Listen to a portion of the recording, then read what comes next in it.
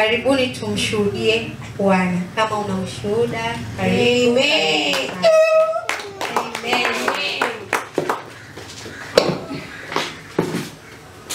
Nina Bwana Yesu asifiwe. Amen. Bwana Yesu asifiwe.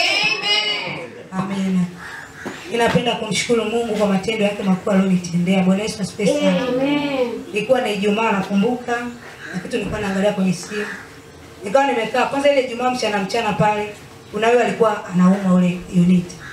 Pegoni hapo amenipigia tumeongea naye akamwambia mwambie nini? Mwambie ampigie prophet amuombee. Akasema sawa. Sasa mimi mwenyewe nikajifikiria nilikuwa na issue nikasema sasa issue bili tu niseme nimwambie tu prophet na mimi nini aniombee. Bwana Yesu asifiwe sana. Amen. Sasa nikawa nimemtumia message sijui kama aliona au kuiona. Najua akionaga huwa anatoa reply. Sijui kama aliona au kuiona. Lakini kwa bado ninamwamini Mungu. Nasema Mungu atafanya nini? Atatenda. Amen. Nikawa angalia vitu maana nimekaa kwenye simu. Nikaona message inaingia, ongera Charity. Ongera za nini? Kaja nikamwambia ya nini? Akaniambia jina lako limetoka, umepata kazi. Bwana Yesu asifiwe. Bwana Yesu asifiwe. Bwana Yesu asifiwe. Bwana Yesu asifiwe sana. Kwa kweli nimemwona Mungu kwa namna ya ajabu. Bwana Yesu asifiwe sana. Ilikuwa mwezi ngapi? Kuanzia sikumbuki tarehe exactly, but tulienda kwenye interview ya kwanza Mwanza. Nilipofika, nilipoona wale watu. Kwa kweli nilisema, katika watu hawa wote ni mkoa mmoja tulikuwa tumepangiwa mkoa mmoja wa Mwanza. Niliangalia nikasema, kama si mkono wa Mungu hapa kutoboa uwezi. Bwana Yesu asifiwe sana. Nikaangalia idadi ya wale watu nikasema, sawa tulikuwa tumeenda interview ya kwanza na mshukuru Mungu. Interview ya kwanza nikapita. Nikamwambia mtumishi wa Mungu, Mungu amefanya, nimepita. Nikasema tunaelekea kwenye interview nyingine. Mungu akanitendea hata nimeenda Dodoma. Kiukweli nimeona Mungu akinipigania, nimeona Mungu akinitetea, nimeona Mungu akinipa nauli, nimeona Mungu akifungua milango. Hadi kwa kweli nasema hakika ni mkono wa Mungu kwenye maisha yangu. Nimefanya interview pale Dodoma. Ile nimefika tu kwenye interview kwanza kabla sijatoka baba alinipa neno. Akaniambia si nyie mnaoongea maana nilikuwa na wasiwasi kujaribia ile kujiintroduce na kwa makwamu. Lakini mtumishi alitumia neno Mathayo 10:20 kwamba sio ninyi mnaoongea ila roho wapi ndani yenu. Nikaenda nikasema kwamba kumbe interview mimi siendi kuongea mimi. Naenda kuongea Roho Mtakatifu. Basi imeisha. Nimefika pale jaribu la kwanza likainuka.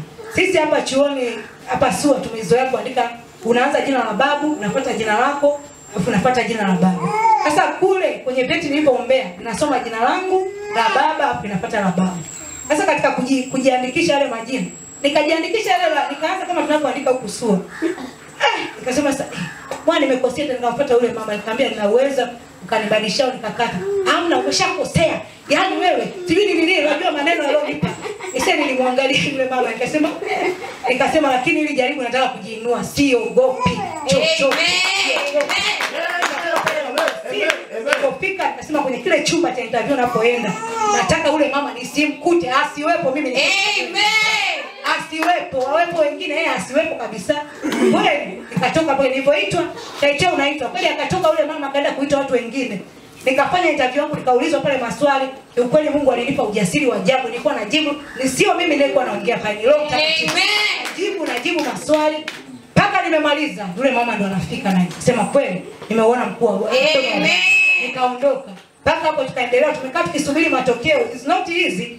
Tumesubiri wiki ya kwanza tunaona majina wenzetu yanatoka. Nasema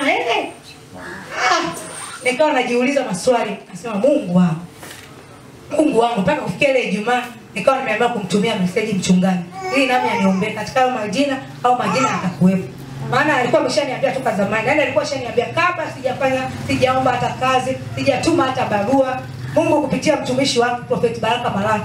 Nilipompigia siku nyingine nakumbuka nilikuwa Arusha. Akaniambia kwamba hiyo kazi ni yako. Nikapokea lile neno. Nilikuwa nikikumbuka lile neno nasema hii kazi ni yangu.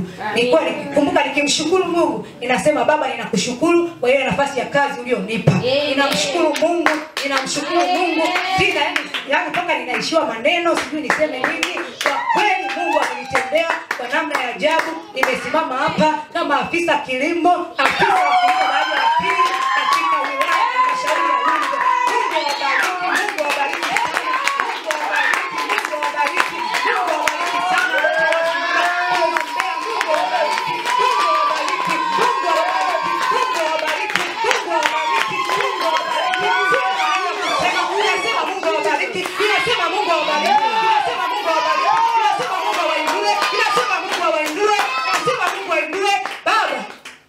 Ninamshukuru sana mtumishi wa Mungu.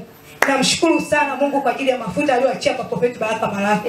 Ninamshukuru sana Mungu, ninamshukuru sana kuja kwangu hapa Misufini kwamba sikukosea njia. Ninamshukuru sana Mungu, ninamshukuru sana kwa namna ya ajabu. Ninamshukuru sana Mungu kwa ajili ya watumishi wake. Mtumishi anayesimama kutuombea, mtumishi tukimwambia matatizo yetu anasimama kutuombea. Ninamshukuru Mungu sana kwa ajili yake. Na pia ninashukuru Mungu kwa ajili ya familia yangu walioinuka kuniombea. Ninamshukuru Mungu pia kwa Febronia naye ninamshukuru Mungu kwa ajili ya huyu dada.